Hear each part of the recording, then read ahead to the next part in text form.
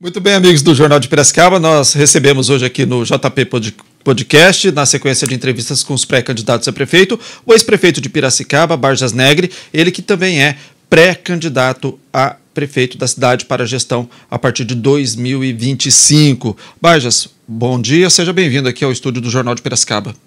André, bom dia, obrigado pela oportunidade, parabéns pelo trabalho e pela iniciativa de convidar e entrevistar as pessoas que eventualmente possam ser candidatas a prefeito da cidade de Piracicaba, contribuindo para o debate das políticas públicas para que a cidade de Piracicaba volte a entrar nos trilhos, tá certo?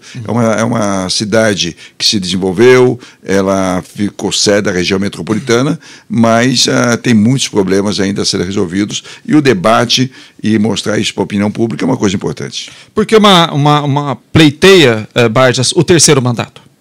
Olha, deixa eu te falar uma coisa. As pessoas achavam até que eu não deveria ser candidato, porque já dei uma boa contribuição à cidade, mas eu fui procurado por muita gente do meio sindical, do meio empresarial, dos líderes comunitários. Muita gente veio conversar comigo, porque a cidade, no pós-pandemia, aconteceu um travamento. Diminuiu um pouco as políticas públicas, a prefeitura não foi eficiente em atender a população mais carente da cidade de Piracicaba e o pessoal achou que eu deveria novamente usar da experiência, do relacionamento que eu tenho sempre com os governos estaduais e federal para fazer com que a cidade volte a ter investimento, volte a fazer ações na área social. E um fala aqui, outro fala ali. O meu partido é um partido que tem tradição em Piracicaba, que é o PSDB. E fui procurado também por outros partidos e tomamos a decisão de fazer uma articulação com 4 partidos, que é o PSDB, o Cidadania, o MDB e o PDT. E aí nós constituímos uma equipe de umas 70 pessoas encarregadas de quê? Fazer um plano de governo. Fazer um diagnóstico da saúde, um diagnóstico da educação, um diagnóstico do transporte, da segurança, e esse pessoal trabalhou durante o semestre inteiro e eles vão concluir agora, no mês de julho, uma primeira versão de um plano de governo. Porque quem quer ser candidato a prefeito, não basta, eu quero ser candidato a prefeito. Não, tem que ter um plano, tem que ter uma equipe, e porque um prefeito resolve muita coisa, mas não resolve outras. E como tem várias coisas travadas na cidade, lamentavelmente, eu acho que a nossa equipe tem condições de fazer esse destravamento e fazer a cidade dar um passo adiante. Porque é uma região metropolitana, mas ela é no papel. Na prática, você não tem as ações metropolitanas, não há uma cobrança com relação ao Estado, não há uma cobrança e uma participação dos deputados. Os deputados representam a cidade e a região metropolitana, a Assembleia. São eles que fazem o diálogo com o governo do Estado para ações importantes que o Estado tem na região metropolitana. E o que a gente percebe, o que as pessoas me procuraram, é que isso está relativamente parado. Com relação à sua elegibilidade, houve decisões judiciais, enfim, até toda a imprensa tratou disso. O senhor está elegível e essa elegibilidade, ela é efetiva? Há possibilidade de mudança? Não há. Veja só, primeiro que houve um fake news a respeito. Até o Jornal de Piracicaba se prestou a esse serviço. O Jornal de Piracicaba publicou uma entrevista falsa de um advogado contratado para dizer que eu estava inelegível e ele não era nem parte interessada no processo. Depois o Jornal de Piracicaba, com a sua elegância, fez o desmentido, fez uma matéria como se fosse uma espécie de direito de resposta e foi esclarecido que não há menor impedimento da minha candidatura, como não havia impedimento em 2020. Aqui em 2020 nós não conseguimos, num prazo muito curto, desfazer aquelas informações que foram passadas pela cidade. Para desconforto dos meus adversários, eles não têm mais como fazer esse ataque. Vão procurar fazer outras coisas, mas não pode ficar batendo nessa tecla que o Barjas está inelegível. Nós vamos disputar a eleição, a convenção é agora no final de julho, e depois, em agosto, setembro, terá os debates, e nós vamos enfrentar os adversários e vão debater as propostas do mundo. Eu sugiro que o pessoal leia a matéria do JP, as matérias que foram veiculadas na imprensa estadual, porque essa dúvida não existe mais. O senhor já tem vice definido? Veja, nós estamos dentro de uma coligação, nós ainda temos um plano a ser concluído. Claro que já tem várias ideias do plano, tem coisas já acordadas e o pessoal está fazendo a revisão. Então, logo tenhamos um plano de governo que vai ser adotado pelos 4 partidos, a gente põe na mesa de negociação a candidatura de vice. O vice, em geral, sai da coligação. Uhum. Isso aconteceu nas várias eleições. Tem que ser uma pessoa que agregue, que some, que tenha compromisso também com a cidade de Piracicaba. E pode ter certeza absoluta que quem for o vice escolhido pela coligação vai dar uma boa contribuição. Bom, Barjas, nas entrevistas que temos feito aí com os pré-candidatos, nós temos abordado aí os principais problemas que a gente no dia a dia acaba vendo na cidade, né? E vamos começar então pela saúde. Por exemplo, a saúde de Piracicaba enfrenta aí, alguns percalços, que, por exemplo, muita fila, muita demora para fazer exame. As UPAs, e vou pedir para a gente começar pelas UPAs, todas elas, tudo bem, tem o problema da dengue, tem o problema das síndromes respiratórias, mas as UPAs lotadas. Teve, por exemplo, recentemente na UPA Vila Cristina, uma espera de 4, 5 horas, eu fui lá fazer a matéria, e uma pessoa deitada no chão esperando, né? A UPA Vila Cristina e a UPA Vila Sônia, elas são terceirizadas, foram terceirizadas na atual gestão, como o senhor sabe. Primeiro, o senhor é a favor da manutenção dessa terceirização, e o que seria possível e deveria ser feito para que o atendimento fosse mais rápido para a população? Olha, e eficaz também, não só. Em primeiro lugar, eu não sou contra a terceirização. Eu sou contra a porcaria de terceirização. Uhum. Essa empresa que está fazendo o trabalho terceirizado de Piracicaba não faz da melhor qualidade. Já se sabia anteriormente. A prefeitura tem uma responsabilidade nisso, porque havia denúncias que essa empresa, essa OS, tinha problemas onde passou. Então, foi uma decisão tomada de forma equivocada e poderiam ter escolhido uma boa organização social. Vou dar 2 exemplos. Você conhece o ambulatório médico de especialidade, ali no Bairro Alto. Sim. Ali faz 5 mil cirurgias por ano, faz 25 mil consultas médicas por ano. Ali, quem toma conta é uma OS. Só que é uma OS ligado à Universidade Estadual de Campinas. Alguém ouviu ter uma reclamação dessa OS? Uhum. Nós fizemos o hospital regional. A prefeitura não tinha condições de manter o hospital regional. Nós fizemos uma articulação com o Estado agregou a Piracicaba 132 leitos. O ano passado foram feitas 12 mil cirurgias, quase 1.000 cirurgias por mês. Alguém viu alguma reclamação do hospital regional? Não. O hospital regional é administrado por uma organização social da Unicamp, que é a Fundação de Saúde da Unicamp. Então, quando você faz um trabalho profissional, sério, com compromisso com a população que depende do sistema de saúde, a organização social toca. Essa organização social, ela tem responsabilidade, mas o prefeito tem responsabilidade e o secretário municipal tem responsabilidade. O contrato não vai bem, chama atenção. Tem fila excessiva, faz um aditamento e contrata mais médico, contrata mais enfermeiro, amplia a equipe. Olha, é uma irresponsabilidade. Num momento que tem a dengue, uma virose alastrada na cidade e as UPAs lotadas. Chama a empresa, conversa com ela, faz um aditamento. O prefeito não pode ter medo de fazer aditamento. O aditamento, quando é para benefício da população, o Tribunal de Contas aceita sem menor problema.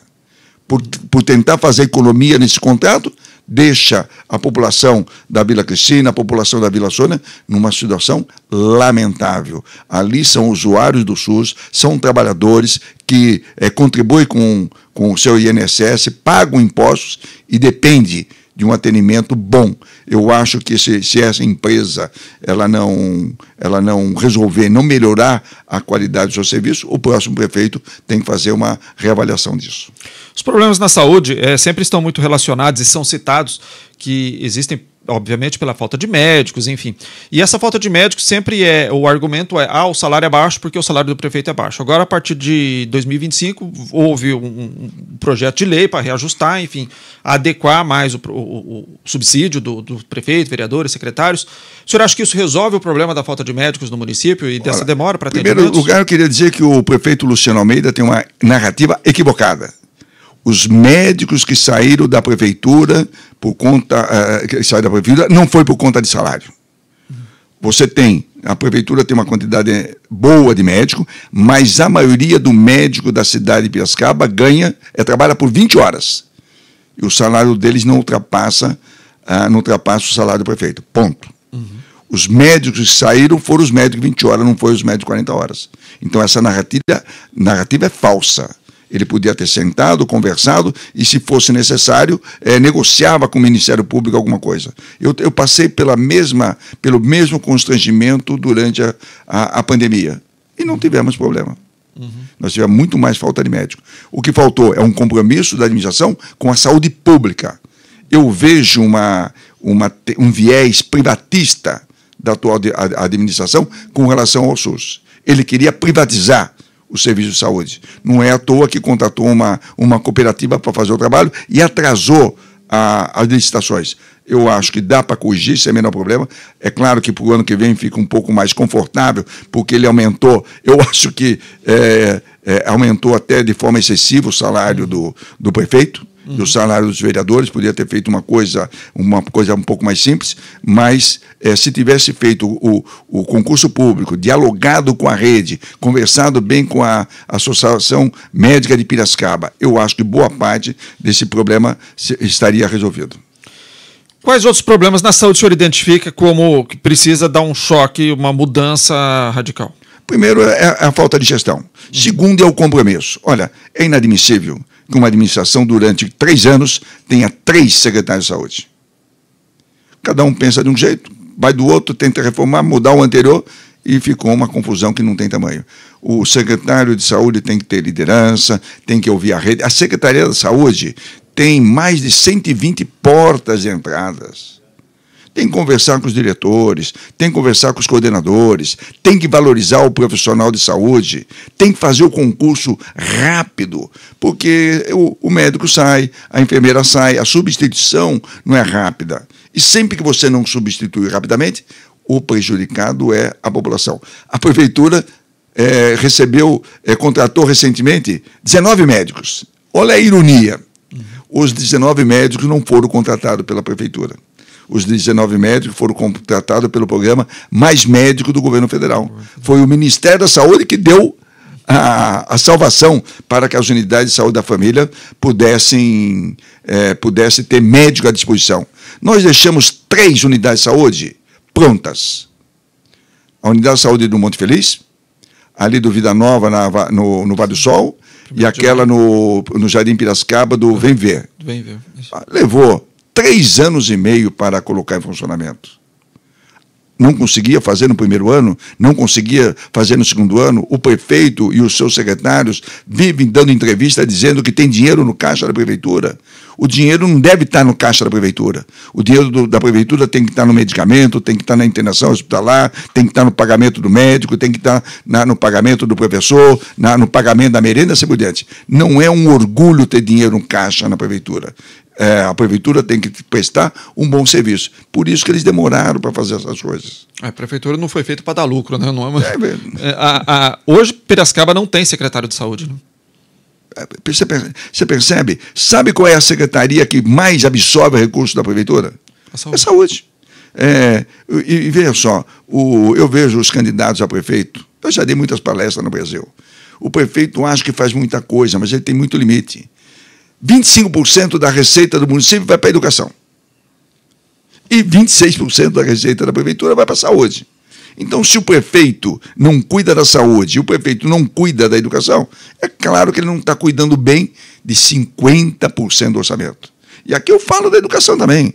Na educação teve 3 secretários. Na saúde teve 3 secretários. Foi bem? Não foi bem. A cada mudança muda o secretário, muda o coordenador, muda o assessor, muda não sei o que tal. Por isso que hoje você tem algum problema na educação e você tem algum problema na saúde. Na saúde é mais grave, porque afeta diretamente a população. Depende de uma internação hospitalar, depende de uma distribuição de medicamento, depende do exame de laboratório, depende do exame de imagem. Por isso que não foi bem. Não adianta ter dinheiro no caixa e ter fila no pronto-socorro. Não adianta ter dinheiro no caixa e ter fila para fazer a internação hospitalar. Catarata, que é uma coisa simples, levou 3 anos e meio para fazer um mutirão. Essas pessoas tiveram dificuldade em enxergar durante esse período. E foi feito aonde? Na Policlínica do Parque Piracicaba, que também foi construída na nossa gestão e ficou 3 anos fechado. Então, eu acho que é uma falta de compromisso com a saúde pública e com a população de baixa renda da cidade de Piracicaba. Antes de partirmos para a educação, tem que falar de educação, segurança pública, enfim, obras e serviços, zeladoria. Mas antes de partir, eu queria abordar um outro assunto que é com relação ao antigo Hospital Ilumina, que está fechado. E houve aí uma discussão dentro da própria prefeitura atualmente para um grupo, inclusive, envolvendo CIMESP, envolvendo contadores, enfim, para fazer o levantamento, um diagnóstico da situação atual e ver o que vai ser feito lá. O senhor tem, eu não sei, aquilo lá não é um ente municipal, mas a prefeitura tem algum projeto, alguma ideia para aquele prédio, para aquilo? Não? Olha, eu acho que no Hospital Ilumina estão brincando com a população. Tem que olhar as mulheres que precisam fazer os seus exames de mamografia. São centenas de mulheres na fila. E sempre que você faz o diagnóstico rapidamente, essa mulher tem uma vida útil mais prolongada, tem uma condição de vida muito melhor. Estão fazendo, discute, vai ser privado, vai passar para não sei o quê e tal. Passou um ano, passou 2 anos e não acharam uma solução. E as mulheres continuam na fila para fazer as suas mamografias e nem aquele caminhão que é carreta, ele tem feito as coisas periódicas. Eu acho que isso está na mão de quem não entende de saúde. E eu acho que isso também está na mão de quem não entende do Sistema Único de Saúde. E aqui eu não tenho as informações corretas, mas o dinheiro do Ilumina é dinheiro público. É uma organização social, é uma fundação, mas aquilo veio dinheiro do Ministério Público Federal. Portanto, aquilo tem o dever e a obrigação de atender o Sistema Único de Saúde. Quando você coloca pessoas que não entendem da saúde e gente que não entende do Sistema Único de Saúde, demora muito tempo para achar uma solução. Eu espero que até o final do ano eles encontrem uma boa solução. Porque se eles não encontrarem uma boa solução, pode ter certeza absoluta que a minha experiência de 6 anos no Ministério da Saúde, a minha experiência de 3 mandatos de prefeito da cidade de Piracicaba, eu vou articular com a sociedade civil de Piracicaba, com o governo do Estado e com o Ministério da Saúde, colocar o Hospital Ilumina em funcionamento. Vamos partir para a educação. Com relação na atual gestão, foi implantado aí o sistema poliedro de ensino, por meio de uma licitação, enfim, e também uniformes escolares. O que o senhor pensa a respeito disso e quais as principais demandas nessa área, nesse setor? Olha, eu fui prefeito um bom período. Se você for, na economia tem uma coisa que chama assim, a oferta cria a demanda. Se você não tem uma ideia, se você não tem uma proposta, alguém vai e faz uma oferta. Alguém fez a oferta, olha, já que você não consegue fazer creche, já que você não amplia, não contrata professor, dá uniforme. Uniforme é uma coisa boa para a população de baixa renda. Ajuda na complementação da renda das pessoas. Mas agora é o seguinte, você termina 4 anos de mandato, não fez uma creche. 4 anos de mandato, não gerou uma vaga no berçário, não gerou uma vaga no maternal, não gerou uma vaga na pré-escola. Isso é muito ruim para essas crianças. Isso é muito ruim para aquela mãe que precisa trabalhar e precisa fazer a conclusão do seu ensino médio ou fazer um curso de qualificação profissional. Podia dosar algumas coisas. Pega uma parcela para fazer uniforme para as pessoas de mais baixa renda, alguma faixa de renda ou de idade, mas poderia ter feito pelo menos 1, 2 novas creches nesse período, atendendo a mãe e atendendo aquela criança. Saiu o censo educacional agora. Vou dar em primeira mão para você. Diminuiu o número de crianças atendidas na rede municipal de educação infantil. São crianças que estavam na rede, estão fora. Eram mães que podiam trabalhar e que passaram a não ter condições de trabalho. Na educação infantil, né? Na educação infantil. Agora, claro, você tem uniforme, mas não gera vaga, eu não sei. Você poderia ter feito as duas coisas. Olha, vou dar um exemplo. Vai no Tatuapé. O Tatuapé tem uma creche que nós deixamos 85% pronta. Era uma creche pequena para atender 150 crianças. A prefeitura não conseguiu desvendar a coisa do contato, foi uma enrolação para lá, para cá, poderia ter sentado com o empreiteiro, rescindir o contrato, negociava com o Ministério Público, abrir a licitação e hoje poderia ter contratado o professor, poderia ter colocado para dentro 150 crianças. Vai terminar o governo e não vai fazer isso, porque agora não pode contratar. No período eleitoral você não pode abrir concurso para fazer contratação. O próximo prefeito é que vai colocar essa creche em funcionamento. É inadmissível que se passe 4 anos e não consiga concluir uma creche para atender 150 crianças.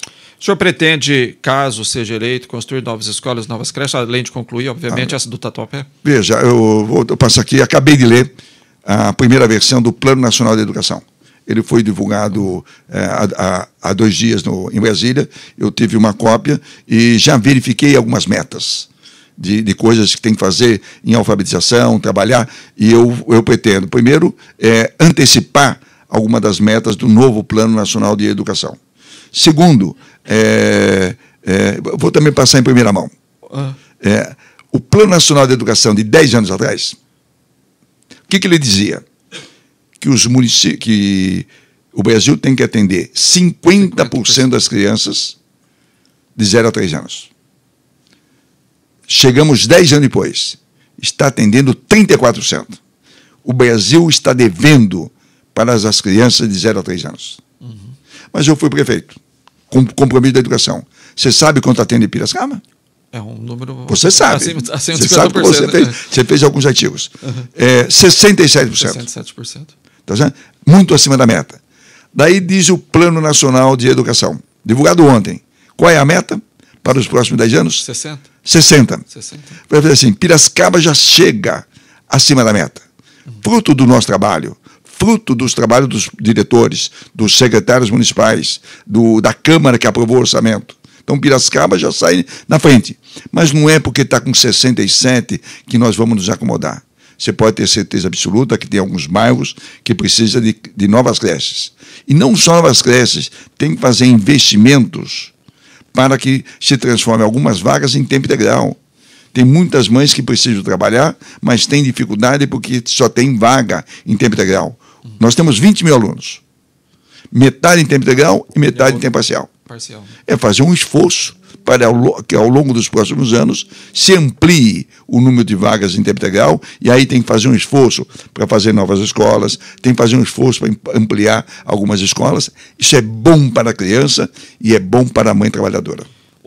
E também, para ampliar o ensino integral, também precisa de construção de novas creches. Isso vale para o ensino fundamental. A atual gestão até fez um esforço. Eles geraram um pouco de vaga em tempo integral, não é suficiente, mas é um passo importante.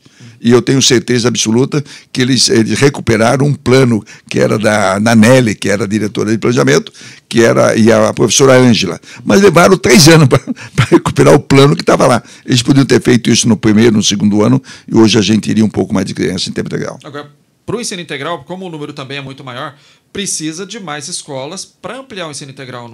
Precisa, tem que fazer investimento. Olha, eu vejo, não sei se permite, eu vejo um debate no Congresso Nacional sobre as desvinculações.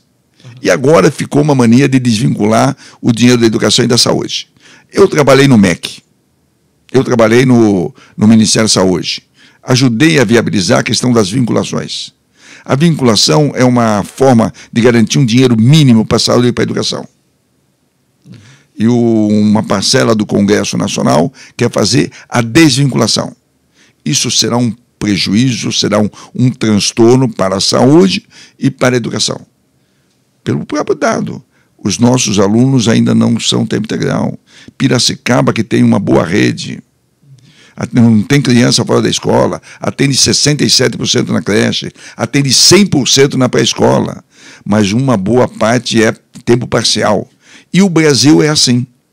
Então você precisa cada vez mais de recursos adicionais para a educação para gradativamente ampliar o número de vagas em tempo integral e para que gradativamente tire alguns meninos do ensino médio que estão estudando à noite porque não tem vaga durante o dia. Uma parcela precisa trabalhar para ajudar a sua família, mas uma parcela poderia estar em tempo integral nas escolas do Estado e isso lamentavelmente não está acontecendo. Falar agora de trânsito. Por quê? Todo mundo, você sai 5 horas da tarde, 4 horas da tarde aqui em Piracicaba, você já não anda. Qualquer trajeto que você vai fazer, a gente veio, né, um pouco antes aqui para cá, eu e o Will, o que era para ser 10 minutos, acaba sendo 20. Né?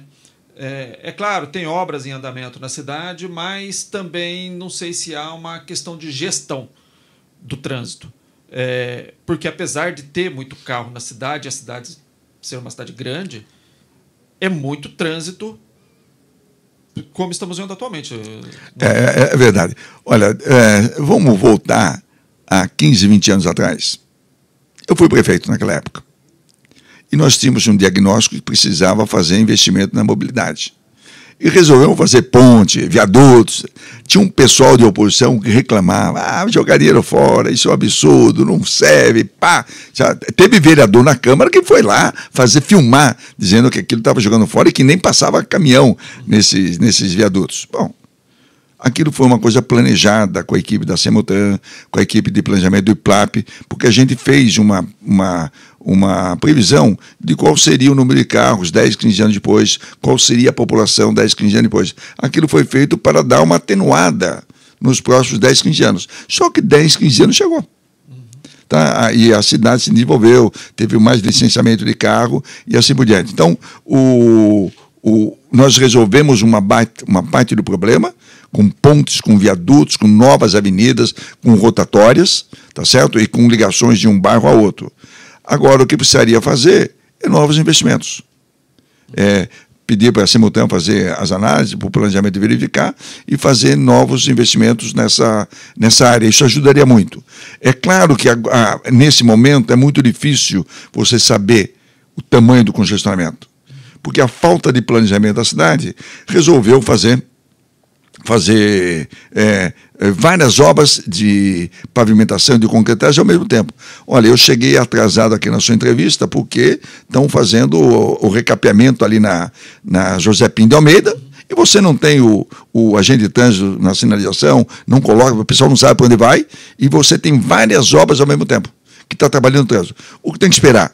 Terminar esse trabalho de concretagem, terminar esses recapeamentos. Eles não são ruins, o recapeamento é bom, prolonga a vida da avenida, é bom para a circulação de veículo, a concretagem em algum lugar pode ser importante, em outros lugares foi irresponsabilidade e uma coisa desnecessária. Quando isso se normalizar, a Semutan, seus técnicos têm condições de estudar melhor o fluxo e verificar como melhorar. Uma das coisas que tem que fazer é tentar fazer com que os semáforos sejam semáforos inteligentes. Isso, também. Sincronizar. Você com um pouco de sinalização, com um pouco de semáforo mais sincronizado, você pelo menos atenua isso aí. Falar de regularização fundiária. Piracicaba tem um problema grande com isso daí. Enorme. Enorme, então. E quais são as suas propostas para tentar minimizar? Porque não é um problema que você vai resolver da noite para o dia também. Não é? Olha, a lei de 2017, que foi patrocinada pelo presidente Michel Temer, ajudou bastante. Nós utilizamos bastante essa lei. Nós regularizamos o Minas Novas, regularizamos o Residencial Santim, regularizamos o Jardim Glória, regularizamos o Algodoal e deixamos no cartório de Piracicaba o Tatuapé, algumas favelas. Então, teve a regularização de pouco mais de 3.500 imóveis. E, lamentavelmente, se fechou a estrutura que tinha na INDAP. Lamentavelmente, ao fazer a nova secretaria, Semuguete, não sei como funciona, isso ficou desestruturado. Então, o que tem que fazer? Primeiro, reestruturar o setor de regularização fundiária. Tem que contratar engenheiro, tem que contratar advogado especialista, tem que ficar do lado dessa comunidade e tentar regular da melhor maneira possível. Tem que fazer uma discussão muito profunda com o Ministério Público, porque há uma certa resistência a respeito de regularização e muitas vezes se coloca a culpa no Ministério Público e eu não sei se a culpa é totalmente dele e se não é uma culpa que tem que ser partilhada entre a Prefeitura e o Ministério Público. O Ministério Público não é contra fazer a regularização. O Ministério Público, eu acho que é parceiro para fazer isso. Mas tem que ter a mão do prefeito, tem que ter a mão do secretário. Se a gente puder trabalhar de forma mais adequada, eu tenho certeza que vai. Nem que precise mudar a legislação. E quando eu falo em mudar a legislação, é a legislação municipal e a legislação federal. Não tem sentido um núcleo habitacional que já é urbano na zona rural, não pode colocar rede de água, não pode colocar rede de energia, lá mora gente. Tem um plano nacional de saneamento. Pouca gente leva em conta. O Plano Nacional de Saneamento manda colocar água em todas as casas do Brasil até o ano 2033. Piracicaba são poucas as casas que não têm água. Podia ser um exemplo para o Brasil, mas fica travado. O SEMAI está sem gestão, também já teve 2 presidentes, não toma decisão, não faz investimento. Eu vou botar a mão nesse negócio. Tenho experiência, fiz a articulação. Pouca gente sabe, eu fui secretário de Habitação do Estado de São Paulo, trabalhei com a regularização. Quando eu fui prefeito, pegamos recurso do governo federal, pegamos recurso do governo estadual e trabalhamos na regularização. E olha que foi feito bastante, mas tem um longo caminho pela frente. Esses moradores que estão trabalhando de forma árdua para regularizar suas áreas, pode ter certeza absoluta que nós vamos tratar disso de forma responsável. Nem tudo será regularizado, mas que bastante coisa será regularizado, você pode ter certeza absoluta. Hoje dá para ter uma ideia de quantas pessoas estão nessa condição com imóveis e locais, moradias irregulares? Olha, depende do conceito. Se você for olhar o Brasil, o Brasil tem 40 mil imóveis irregulares. Milhões. Milhões, né? É mais ou menos metade. Então é o conceito. Você tem imóvel que está irregular porque ele fez uma ampliação, sim, sem licença. É uma bobagem, né? Mas isso. É fácil regularizar. O outro ele comprou o terreno e fez a casa em regime de mutirão, mas não tirou habites. Se a casa tem mais de 70 metros quadrados, tem uma pinimba com o INSS. Então não é uma coisa fácil regularizar o imóvel. O que tem que fazer é a regularização de alguns núcleos. Por exemplo, você pega o Cantagalo. Cantagalo mora 650 famílias. Lá a gente levou rede de água, coleta de esgoto, rede de energia elétrica, iluminação pública, concretou as principais vias e estava na boca para fazer a regularização. Estava na boca. Eu tenho certeza absoluta que não teve ninguém da prefeitura para sentar com os proprietários de terra, com a associação de moradores, para avançar. Poderia ter regularizado, não é uma tarefa fácil. Na zona rural tem as associações de moradores. O engenheiro tem que fazer o projeto, o pessoal tem que fazer algumas coisas. Na zona rural, o maior problema que eu vejo é a questão do saneamento. Sim. A água está para resolver, mas o pessoal é obrigado a colocar as fossas. Feito isso, eu acho que não resolve tudo, mas uma boa parte dá para regularizar. Mas se o setor público não põe a mão e não diz que isso é prioridade, não sai do lugar. Se o SEMAI não tratar o morador como um cliente, como um morador que tem que ter água à disposição, ele não vai colocar água. E se você não colocar água, não pode regularizar. Se a CPFL não colocar energia, não pode regularizar. Você acha que as pessoas não têm energia, não têm água? Tem, é gato. É gato. Certo? E o gato significa perda. Quando você faz a contabilidade do SEMAI, tudo que você faz gato é perda. Por isso que a gente tem um elevado. 53%, alguma coisa assim. O número é elevado porque a rede é antiga e é elevado porque também tem muito gato no meio do caminho. Bom, além de regularizar então, os imóveis para regularizar o gato, como resolver também essa questão das perdas d'água, além disso? Isso, olha, veja só. O SEMAI tem um plano diretor. Não é fácil fazer a execução de perdas. O SEMAI me convenceu a gastar 12 milhões de reais na Vila Sônia e na Vila Resende para fazer perdas. Se aplicou os 12 milhões de reais, melhorou o sistema, mas não reduziu de forma significativa perdas.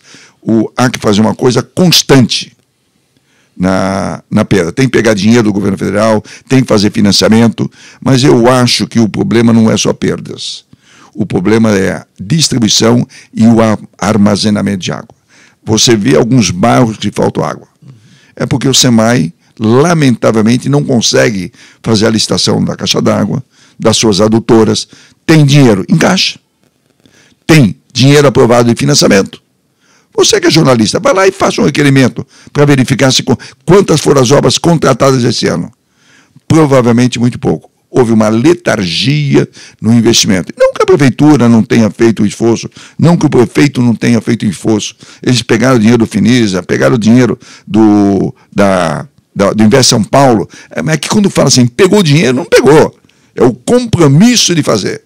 Mas não licitou, não contratou. E para executar leva 1 ano e meio, 2. Então, se todas essas coisas que foram projetadas, foram analisadas pelos técnicos do SEMAI, tivesse na rua, eu acho que esse problema estaria um pouco melhor hoje.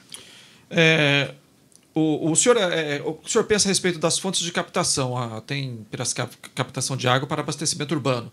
Rio Piracicaba pouquinho e a maioria, né, por parte do rio Corumbataí. Muito se alega também que o Corumbataí não suporta, não vai suportar por muito tempo toda essa demanda. O que o senhor pensa a respeito disso? Olha, eu fui presidente do PCJ, fui o prefeito que teve maior número de mandatos.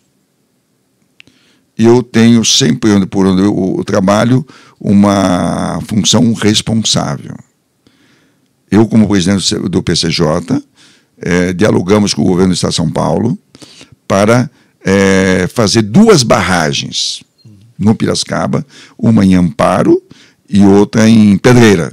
E essa barragem era para fazer a regulação do rio Piracicaba, caso tenha algum problema de alguma crise hídrica. Isso foi feito pensando no que aconteceu em 2013. Aumentaria a vazão do rio. Aumenta a vazão. O governo do Estado de São Paulo abriu essa licitação, deu problema com a empreiteira, ela começou a trabalhar, e o DAE está fazendo a nova relicitação. Piracicaba tem três deputados. Vê se esses deputados botaram a mão nesse negócio. É responsabilidade dele, faz parte do contrato de trabalho deles, fiscalizar o Estado. Não adianta ir no governador, fazer fotografia ao governador para colocar no jornal. Não adianta ir falar com o secretário, o presidente do DAE, tirar fotografia e botar no jornal. Tem que ir lá, tem que discutir, tem que fazer, tem que acelerar. Olha, o Roberto Moraes, que foi o deputado, ele fez uma articulação na Assembleia Legislativa para arrumar o financiamento para fazer essas barragens. Eu, na época, era prefeito e ele não era do meu partido. Nós fazíamos bastante discussões. Ele conseguiu discutir na Assembleia para fazer o quê?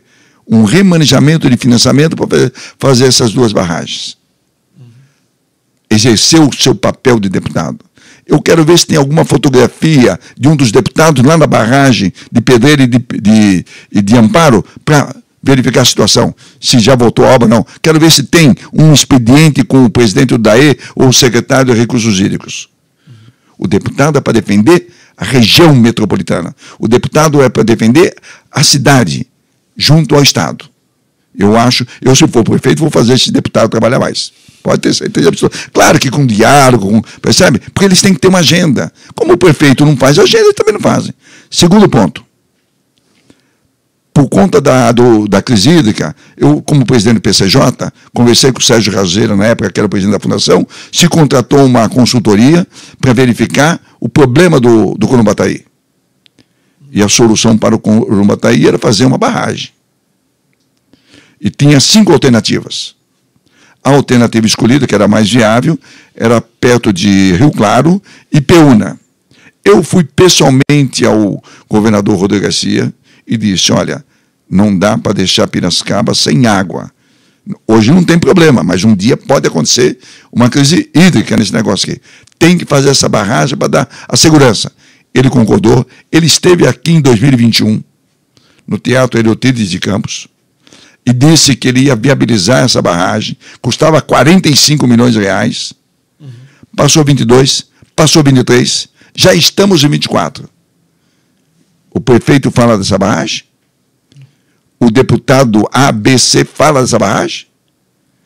Eles tinham que estar discutindo com o DAE, eles aprovam o orçamento. Tem deputado aqui na cidade que é relator do orçamento.